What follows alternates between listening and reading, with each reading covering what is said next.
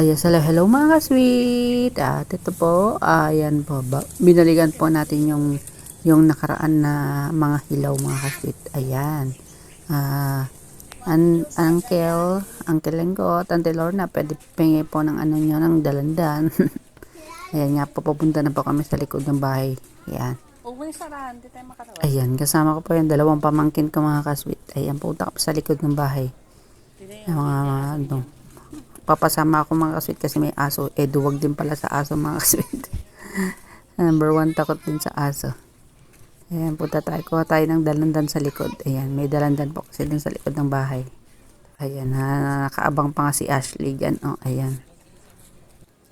Ayan, tara mga kasweet. Samahan nyo kaming kumuha ng dalandan. Huwag kayo maingay. Baka magising ang kapitbahay. Ayan, dadaan tayo dito sa likod.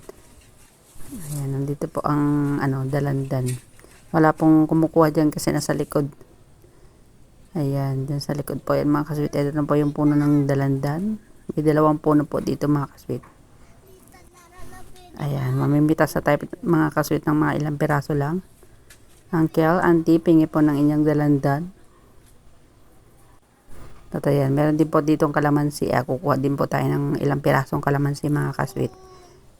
At ito nga po, ayan, hindi lang pinapansin yung kalamansi dyan. Tayong kukuha ng kalamansi mga kasweet. At ayan, marami-rami na rin siyang bunga. Kaysa bibili pa po tayo mga kasweet. Kuha na lang tayo po dito. Ayan po mga kasweet, napakaganda lang tingnan. Ayan, para makalibre tayo ng kalamansi. At ayan nga po, kumuha na yung pamangkin ko ng kalamansi. Ayan, napakarami po niyang bunga. Yung iba ay mahinog-hinog na mga kasweet. Yan po. Maganda po talaga pagka meron kong mga tanim na mga ganyan. Makakalibre ka po mga kasweet. Pero hindi po namin tanim yan. Tanim po ng uncle ko yan. At ayan nga po mga kasweet. Ayan, naaabot lang. Mababa lang po naman yung iba mga kasweet. Ayan po yung mga tira nung nakaraan kasi medyo hilaw pa nung nakaraan.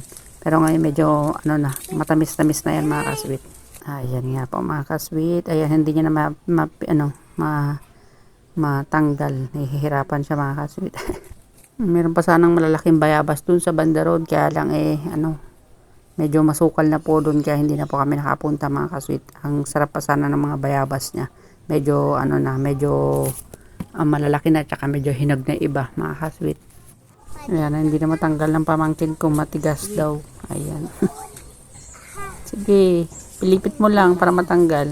At ayan nga po, ito po ang aming nakuha. Meron pong dalang hita at saka kalamansi. Maraming salamat po.